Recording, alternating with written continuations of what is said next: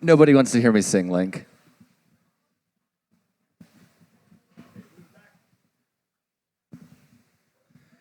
Y'all put your hands together one more time for Poet Barbie. When I sing, it's like Bruce Springsteen and Scott Stapp had a child, and nobody wants to hear that. No, man, it's that 6 Feet from the Edge song now. That's the song everybody likes. Oh, we have 14 poets. I have to move. Yeah, we have 14 poets left in the open mic. It's going to be a long fucking night, guys. All right. I want you to give a huge warm welcome to this poet. He's a friend of me and Morgan's, and this is his first time gracing our stage. Give it up for Bil Farrar.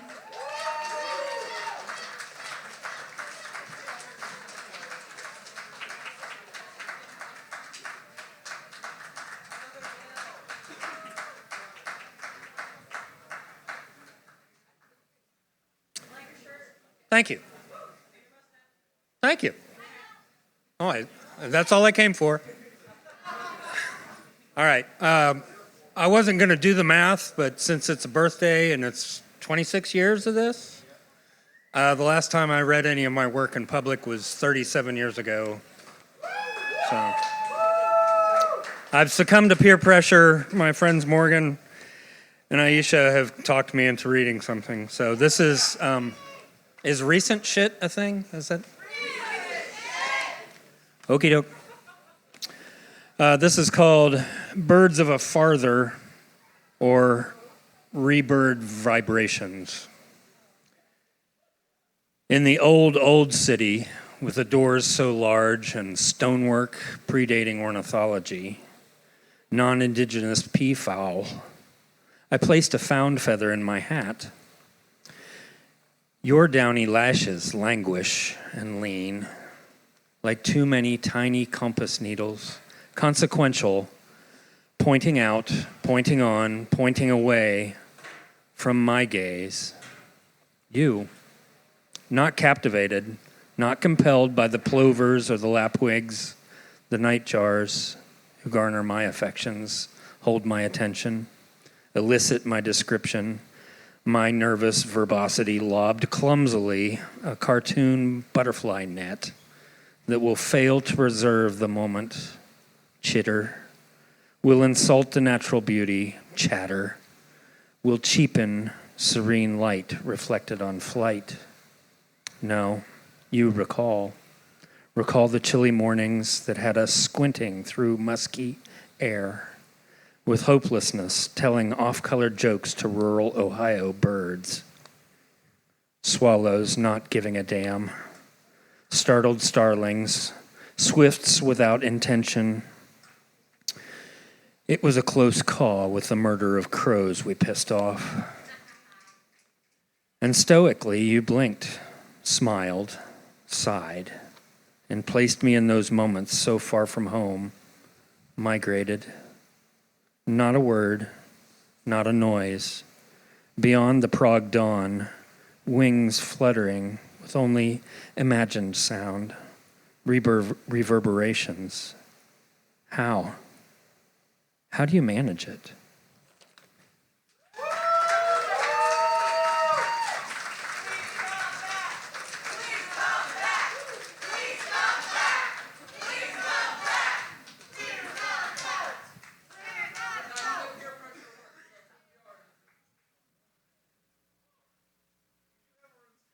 Bill gave me a copy of this poem to read over, and I hung it on my refrigerator. I love it very much. Thank you, Bill. Let's give Bill another round of applause. Please come back. I think you'll come back, but please come back here on the stage to read future works that you write. All right, now let's give a big round of applause to our next poet coming up to the mic, Michael. Where's Michael? Ah, beans. Okay. There's Michael. There you are. Hi.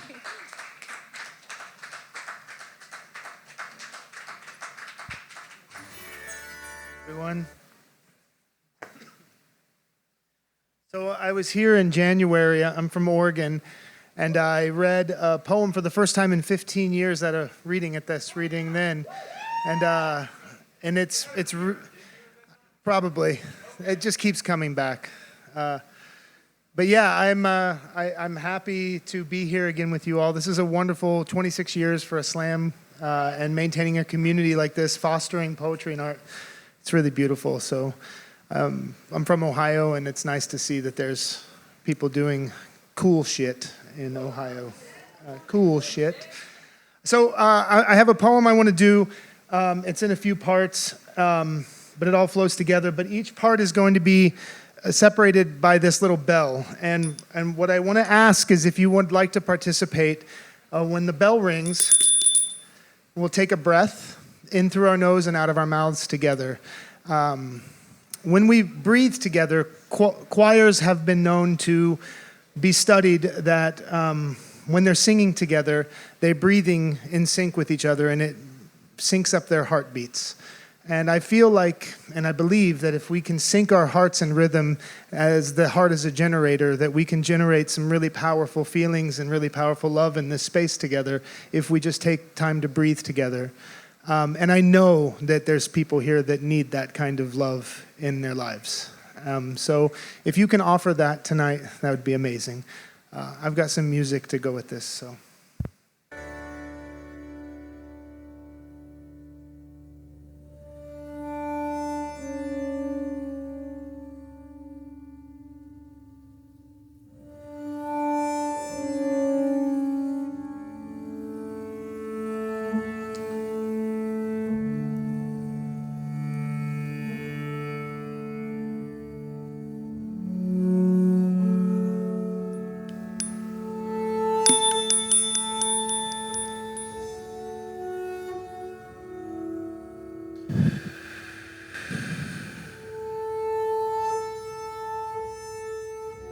From humble beginnings to a most humbling end, I live my life extraordinary,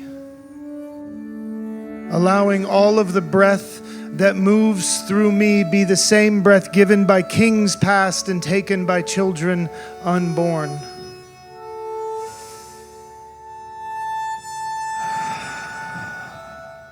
It is breath not mine, but borrowed from God, and I will give it back, exhaled heavenly, with my mouth wrapped in a kiss to all I have loved, to all I have loved, to all I have loved.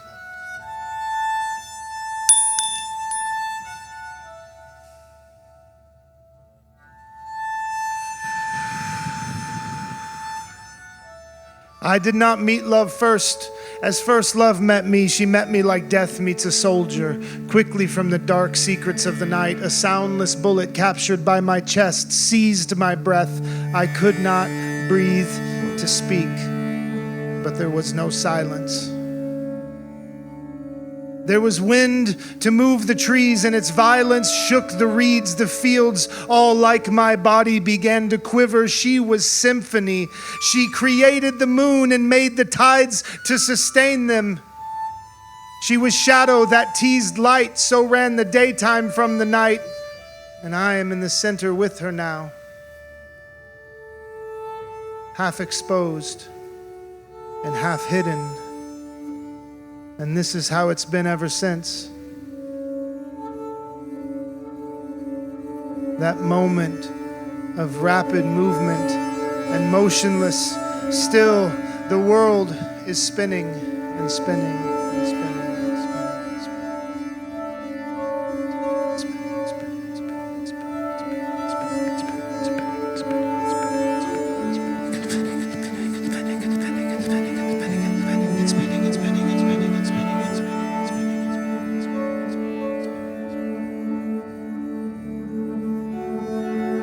making all lovers in love stay dizzy.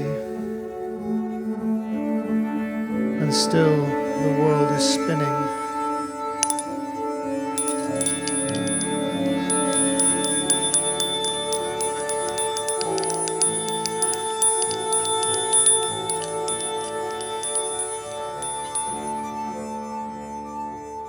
At 16, she had Black glass, seashell, rosary beads for eyes. They pray without end. The beads were small worlds around my neck.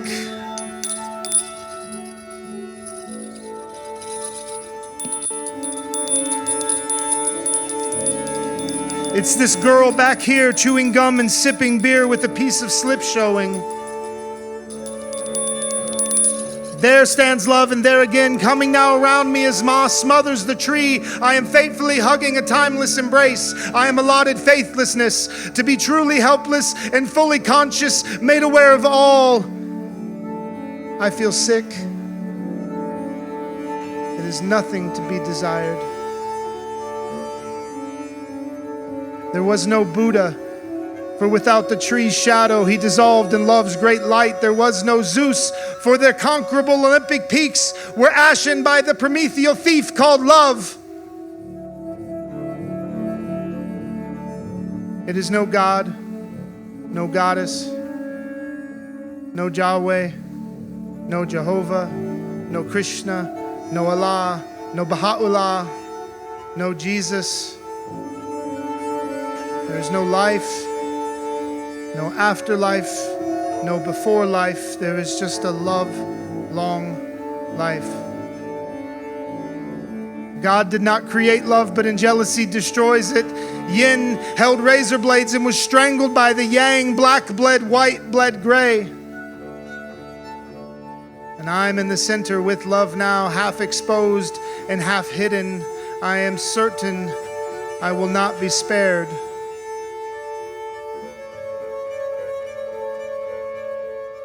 She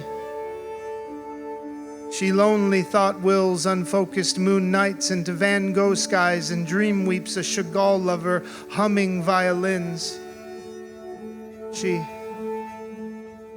writes the unwritable orchestrations, the dueling duets of concrete and trees I breathe. Concrete and trees I breathe. Concrete and trees we breathe.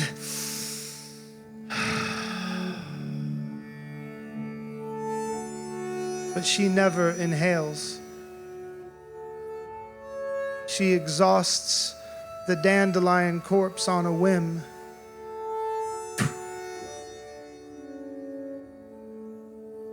I'm sure I will not be spared. But on the breath of death, I sense the scent of life.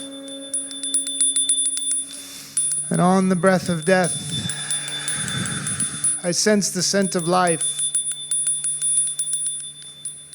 And on the breath of death, I sense the scent of life. Thank you. Tony, what's going on?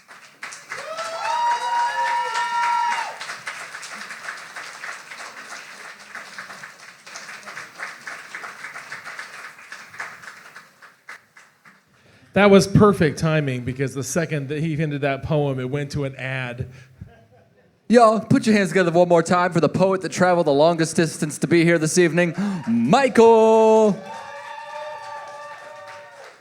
I'm assuming no one came from further away than Oregon. I could be wrong. I mean, another state of consciousness. So If that counts, then like half of the... then Renee's still not here. So real quick, I had my first day at Wright State on Friday, and one of the students is like, "Man, your voice sounds so damn familiar." I'm like, "Well, have you been to the Dayton Poetry Slam?" "Well, no, that's not it."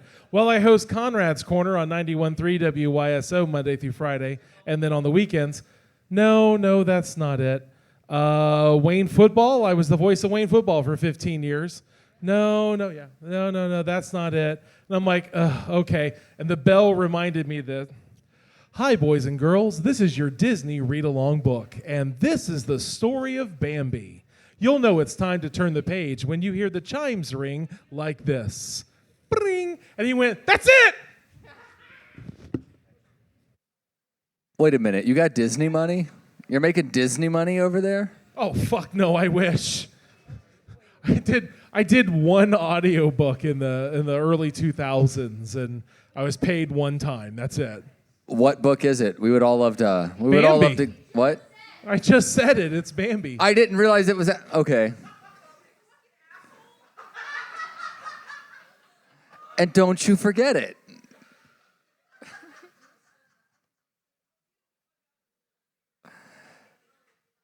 So, Link was so busy telling everybody about Bambi that he kind of glossed over that whole Conrad's Corner thing, which is unfortunate because Conrad's Corner is easily accessible here in the 21st century. Hey, Link, why don't you tell people where they can access Conrad's Corner? I actually should get Juliet out here and let her do it. She's doing other things right now. We have Okay. to handle this ourselves, So like the adults. program director of Whiteso is in the other room, but Conrad's Corner, hosted by Jonathan, Morgan, Ayesha, and myself, can be heard on 91.3 WYSO Monday through Friday at 7:58 p.m. Eastern Time. It can be heard at 6:58 a.m. on Saturday and 2:20 p.m. on Sunday. If you'd like to submit a poem for Conrad's Corner, you can either do it in writing to any of us or get us an audio recording of a poem about 70 seconds long. Thank you, Link. That was very informative. All right, y'all, we're going to keep the evening moving right along because we've still got quite a few poets in the open mic, and we've got a slam to get through. Y'all, put your hands together for your next poet up to the mic, Coffee.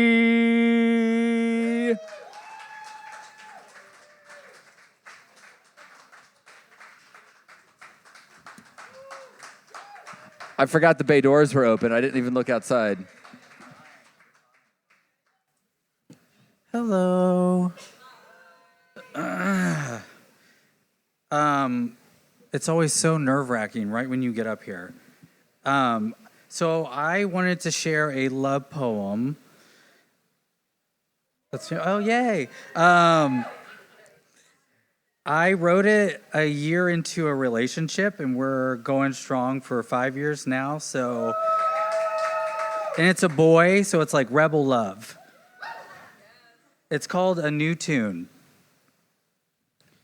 Your alarm sounds with a melody of haste.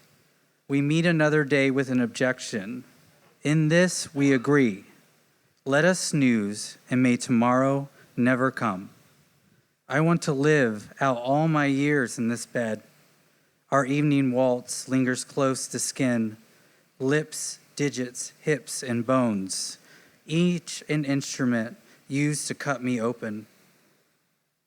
A symphony in release, the widening of one's potential. I knew from the moment we met, you'd tear me apart. And then you'd help me put myself back together, to find the beauty in the missing pieces, and to fill them with music. Oh, how you play my organ like no other. I lose all control in your carnal rhapsody. Devour my heart, my love, let it sweetly settle in your belly. May it seed you with hope. For we are the notes upon the page. We are the bow against the string. An orchestra of love. Alarm sounds, but we press snooze again. Your head against my chest. Let our concert begin. Thank you.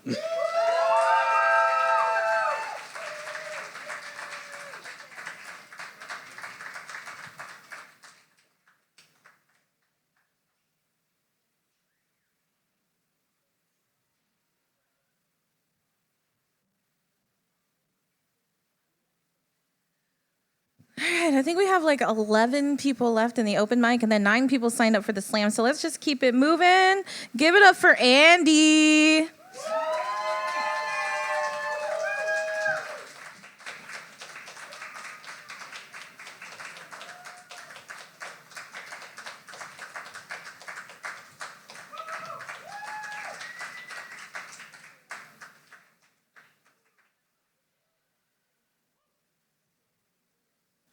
So this explains why it is that I hate steps without handrails. Words of power, abracadabra, sator, ariepo, tenet, opera, rotas, a charm of making. Words come to mind. Help, please, Wait, more, yes. Learnt in the cradle and repeated often on the path to the grave. The words that have power over us, that invoke or command, are usually imposed upon us by others.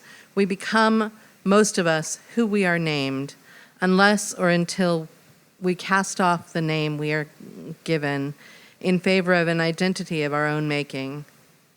They have named me fall risk and tied me to an alarmed bed with wires and tubes.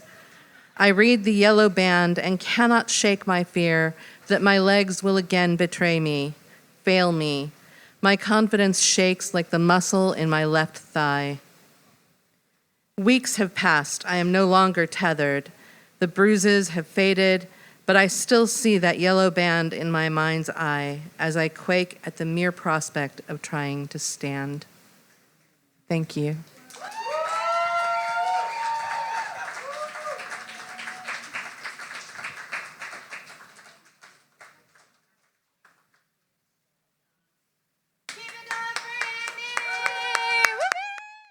I could probably do it twice, but I might kill myself, and nobody wants to make that phone call to Christina. Y'all, put your hands together for your next poet up to the stage. What are the four legs that keeps this slam caterwauling down the road of literary whatever it is? I don't know. Caterwauling. We're caterwauling. Y'all, put your hands together for Ayesha.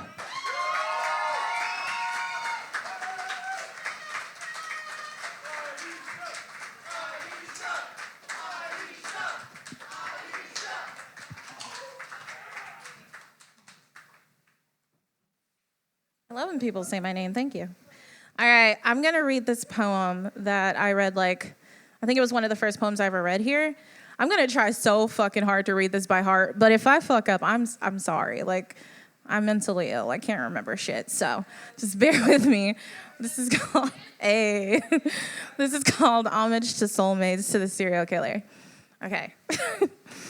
He craves a soft hand and stability. Shit, I forgot already. A kind heart and balance. Jesus. This is why I don't remember anything. All right. He craves a soft hand and balance. That's not the right word. Hold on, one more time. He craves a soft hand and stability, a kind heart and balance, a bad bitch with a sociopath complex, me, but 20 pounds less with a Medusa and a belly button piercing. I forgot. Fingers of dust and water, red, full of strings to carry me. Wrists of words to keep his breath inside his body where it belongs. Serial killer, goes after politicians who have declared war on the poor. Heart is a growing child. Hold on, I forgot. You know what? I'm just going to read this shit. I'm just going to read this. Eyes are windows to abandoned buildings, the dilapidation carried in a days of the week pillbox, tall because he builds on himself, sad, lonely staircases, barren pathways to a flooding basement. Who is he? Does he want to be in love or does he want to love fuck me? That is to say, I love you when he doesn't, but while he's fucking me, silently suffering a car crash of brain matter dedicated to making me feel insecure, beautifully narcissistic, breathtakingly psychopathic, faded light of heaven black out, timid exit posing as a revolving door, allows everyone to walk in and out of him, wiping their dirty feet in him, hesitant willow of death destroyed by a heavy need to always be leaving, to always be tragic, would rather be dead, don't want his peeled flesh, want the warmth that comes from the entire body, to be drenched in the words he speaks when his mouth is closed. I forgot the rest, hold on. To meet his eyes when they reach the top of that crumbling peak. Like to tell people there is good in him, but there isn't. There is no good in him. Serial killer. Thank you. Hey, everybody. In between poets, if you want, we have cake back here. We've got, I will say, it is not gluten-free. It is not vegan. I am sorry. We do have a few options here and there along those lines, but it is just regular cake.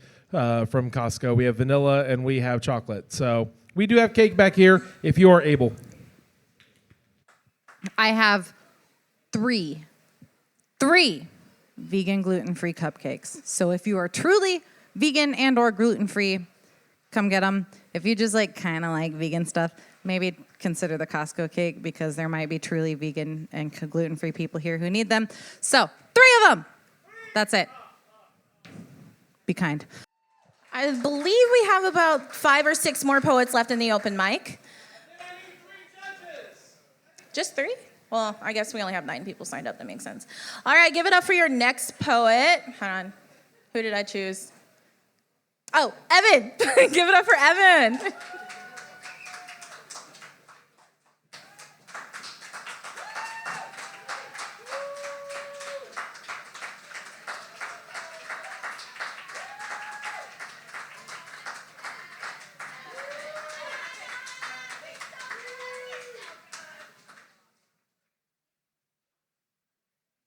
Oh, hello.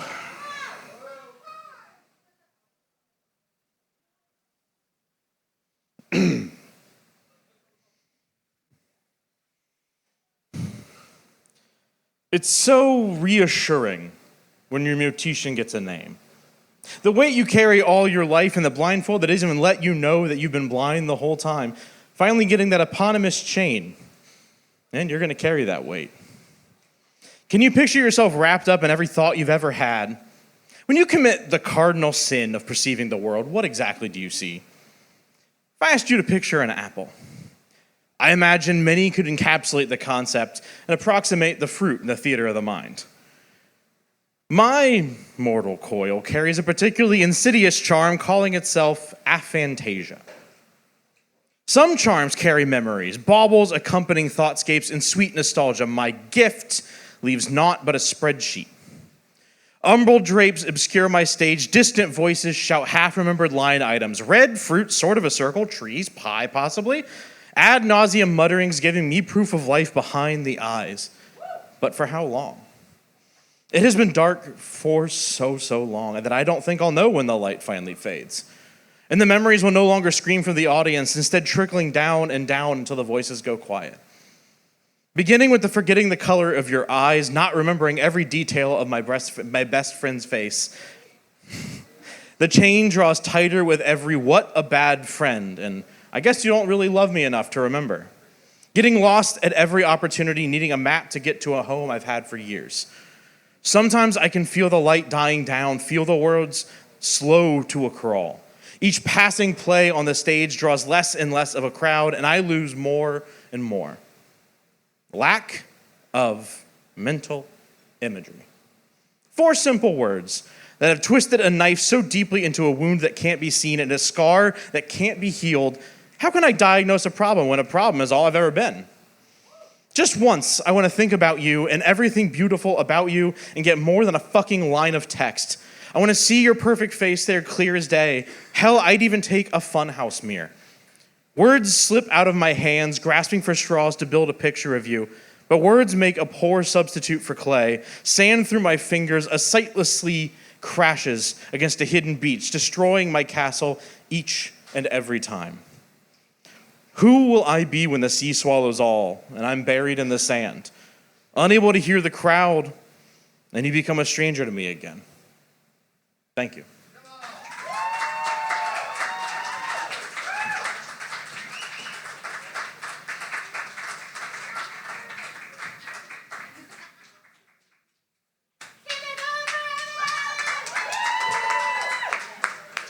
All right. We have a few poets left. We're going to take a break after the open mic, right? Yeah. How many minutes? 14 minutes and 89 seconds. Thank you, Link, for that. Do a little bit of math, guys. I know we're all poets in the room, but let's try to do some math. Let's just wander back in when we see other people coming in. That's how I do it. All right, please give a big round of applause for our next poet coming up to the stage, Sophie!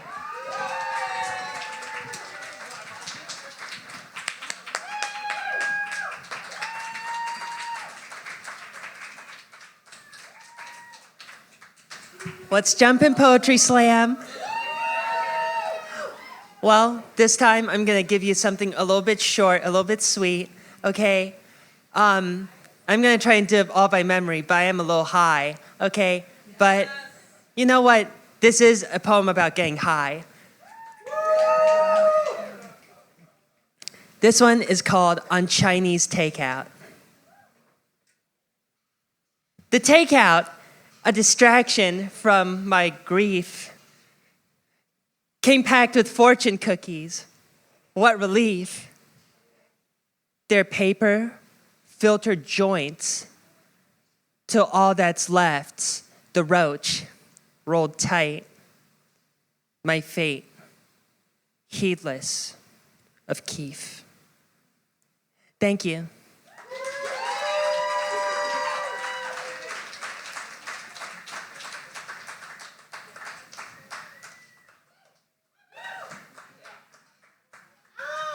Y'all, give it up one more time for Sophie.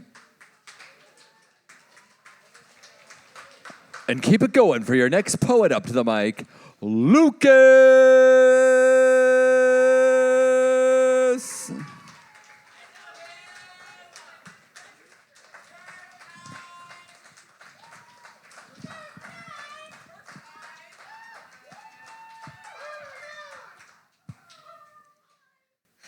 Hello, everyone. I'm very thankful for my newcoming friend, or I'm newcoming. My friend Oliver had got me here. This is my first time ever being on a stage or ever doing any kind of performance. I'm thankful that I can be in a safe place to do this and relate with others about interests that we all have in common.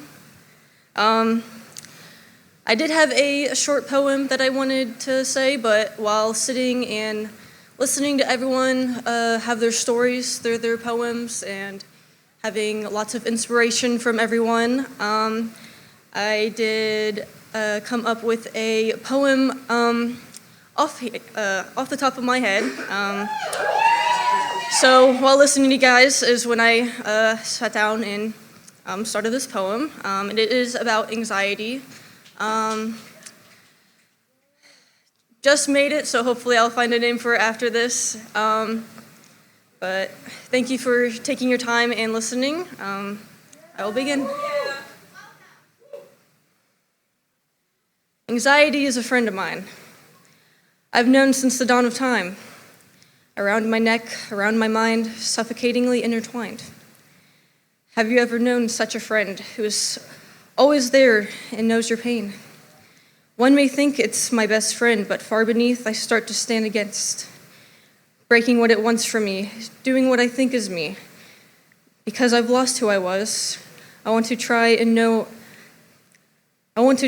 what I now want. I want to be a newer me. I want to get to know me.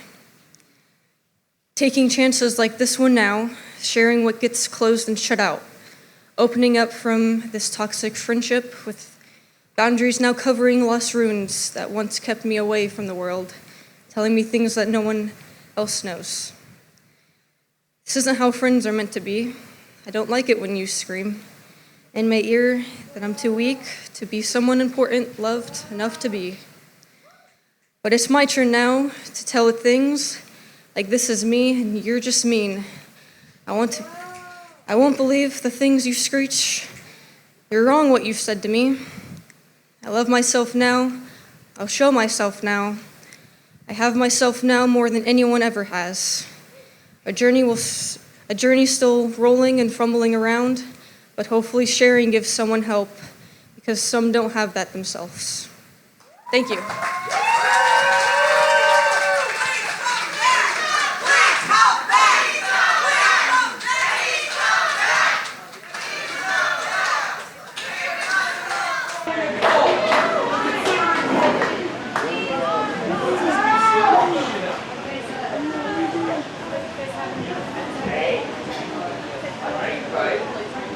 If you haven't got cake, you should get some cake. It's fucking delicious.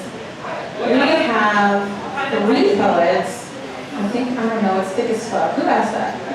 It's all 3 of us. Oh, it's thick, I will say. There's like whipped icing in the middle though, but you can take it off. Is it pudding? It's so good. Just try it, it's so good. Alright, we have 3 poets left in the open mic. We're making it, guys. give a warm welcome to our next poet, Seth Loveday.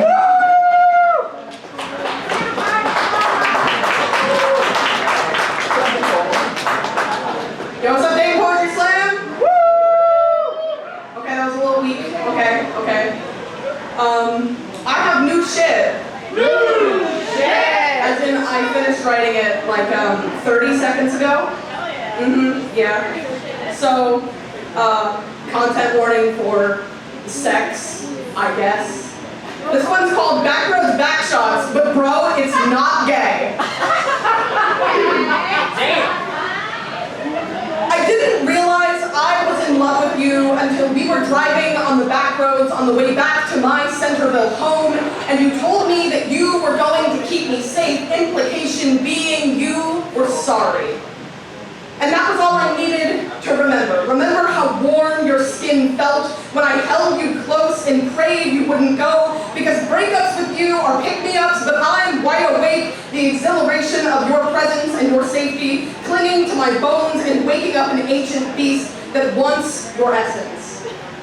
You drove unsafely, but not how my ex-boyfriend swerved to see me jump. You drove unsafely because of your performance anxiety, which is so damn ironic because I can see your defenses working, your teeth grinding as you lean into normalcy around a family that makes us exchange looks across the live, laugh, love living room, a nonverbal communication, 6 years in the making. You drove unsafely because you were sorry. You told me that you were going to give me back shots when I was on the phone because you knew it'd make me laugh instead of being afraid, because when I told you I was too afraid to have sex, you said, me too. And I knew. I knew that if you got me in your bed, you'd do it right this time. You'd ask me in earnest, is this okay? Not to make me cry. I trust you. If you asked me, hand on my fat padded hip bone, if you could pull my boxers down, I'd be able to consent out loud, and I wouldn't be afraid of you calling me fat because the only thing you'd say is that I was beautiful. I know you'd fuck me with that feeling. You'd fuck me like you mean it because you don't believe in casual sex, and neither do I, and you put respect on my body. I know. I knew when you swung your legs up on the couch as we watched Megamind around your friends that I love because they treat you right and they forgive you the same way I do. I knew. When I wanted to reach over and pull your hair behind your ears so I could reacquaint myself with it, I could do it right this time. Could look at you with my terrified bedroom eyes, call you bro as you unzip my jeans and ask me, what do you need? I knew. When I told you I'd be a better man if I wasn't gay, and you told me to shut up. Not that I was ridiculous or stupid, but you said, what does that make me? I'm bi, and the best man I can be. I'm falling, because it's still you, and it's still me, and we're not the same, but nothing has changed because I am still in love with you. And it's our destiny because today you messaged me to say 3 more days until you leave for boot camp for the Navy, and I am not ready. Because you're still it for me. My first real relationship, not my first love, but the first person I wanted to know this wrecked and wretched body, because you've seen it with Shinigami eyes, but you'd still steady me by the hips and say, you're you. You unravel me, the only man whose name I've ever moaned because I had my first orgasm right before unblocking you to say, I forgive you. And isn't that so fitting? Fitting that you made me fall in love with you right before you decided to leave me for shaved heads and awful drills and being called a pansy? Oh, baby, don't leave me. If you wanted to be called a faggot so bad, I've always been standing right there.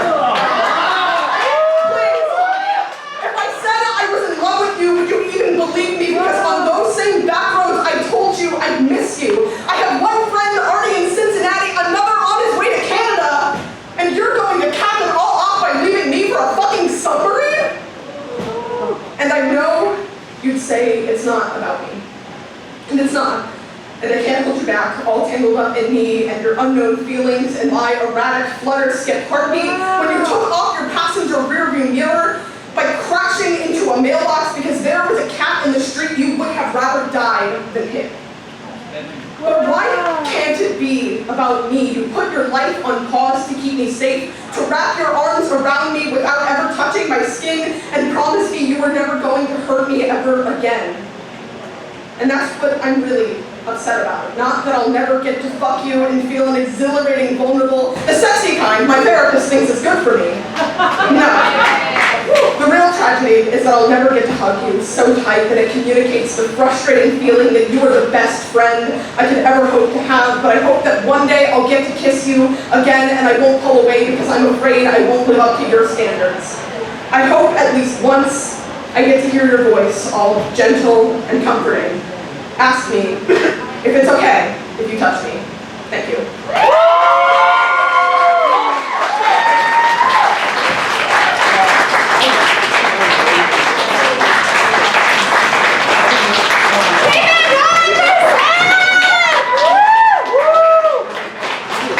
That was great, Seth. Thank you so much for sharing. All right, so we have this poet. We have one other poet. I don't know, I feel like every time I make this announcement, my math is wrong, but I think we're at the penultimate poet of the open mic. Then we'll have the final poet of the open mic. Then we'll have a 14-minute and 89-second break.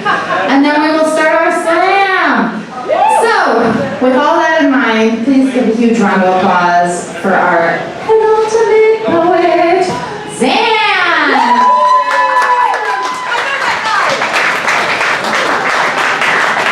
Hi guys. I'm said friend leaving for Canada. Yeah, so this is actually fun development since the last time I've been up here. I'm going to school in Canada, and my study permit got approved Wednesday, so I'm leaving Friday, and I'm really excited, and I'm also really bad at writing, and I really wanted to perform at least once before I left. So, I took a quote and then I started writing a poem kind of about it, but it's not done. I might improv it. Oh yeah. Okay, so it starts with a really long quote. And that's the terrible myth of organized society, that everything that's done through the established system is legal, and that word has a powerful psychological impact. It makes people believe that there is an order to life and an order to a system, and that a person who goes through this order and is convicted and has gotten all that is due him, and therefore society can turn off its consciousness and look to other things and other kinds. And that is the terrible thing about these past trials, that they have this aura of legality, or of legitimacy, and an aura of legality. I suspect that better men than the world has known, and more of them have gone to their deaths through a legal system than through all the illegalities in the history of man. 6 million people in Europe during the Third Reich, legal. Sacco and Vaznetny, quite legal. The Haymarket defendants, legal. The hundreds of rape trials through the South where black men were condemned to death, all legal. Jesus, legal. Socrates, legal. And that is the kaleidoscopic nature of what we live through here and in other places because all tyrants learn that it is better for them to do this thing through some semblance of legality than it is to do it without that pretext. Human rights activist and lawyer William Kunstler. The terrible myth of organized society is that a gun is safer in the hands of a police officer, and that if they shoot somebody dead, it is assumed that they have a good reason to do so. The terrible myth of organized society is that all courts are a system run by justice, and that it is not subject to the bias of each individual that acts in a cog in that machine. The terrible myth of organized society is that if something is said by a politician, it is inherently true, and that they would purposefully lie and spread false information. The terrible myth of organized society is that the laws of the land are immoral and in nature, and morality is an objective truth. The terrible myth of organized society is that we cannot regress back to 1940s Germany and become like the people who we once fought. The terrible myth of organized society is that the system is just.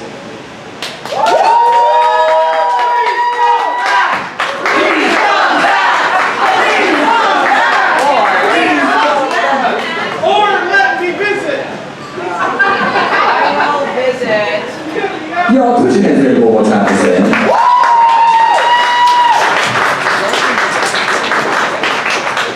Sam, what part of Canada are you heading to? Ontario. Ontario. Sorry, I don't know anybody there. If you were in Vancouver, I could help you, but How long? Forever. the next 4 years. At least. Maybe I could get permanent residence. As long as it takes for America to resolve our personal issues. Yeah, pretty much.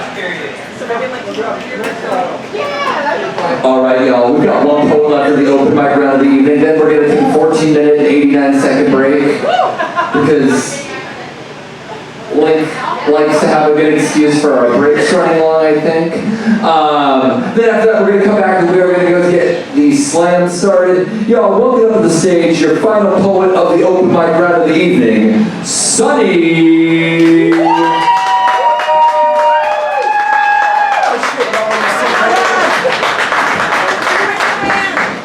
Okay, so this is literally my first ever night performing here. So those last two guys just went up that they dragged me here against my will. So here I am, I guess. Thank you!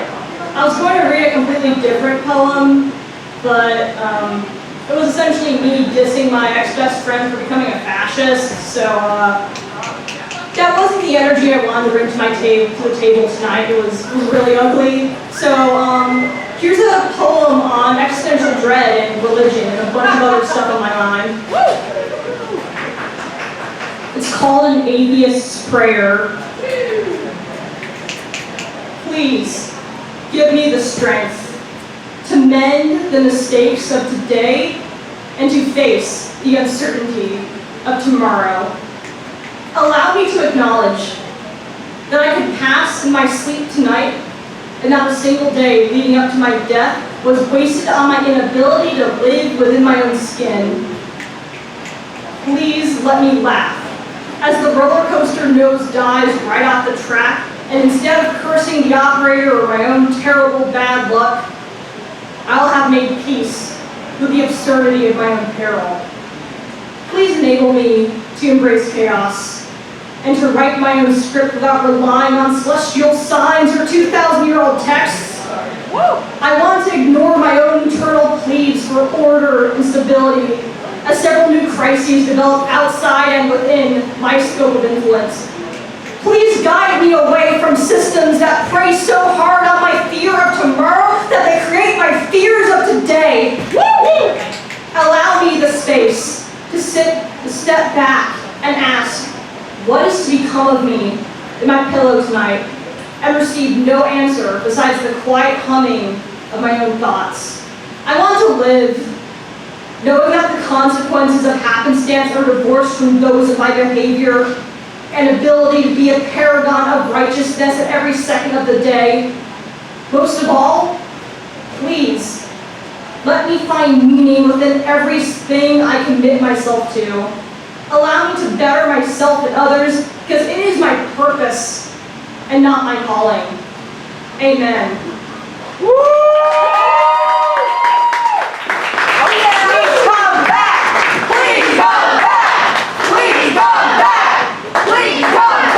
All the never-ending joys of Cybers Kids. And a round of applause! All right, folks, that's going to wrap up our open mic portion. I need 3 judges, so if you're a judgy motherfucker, I could use you for the slam. And we will get the slam kicked off in about 15 minutes or so. And until then, please go visit the bar. And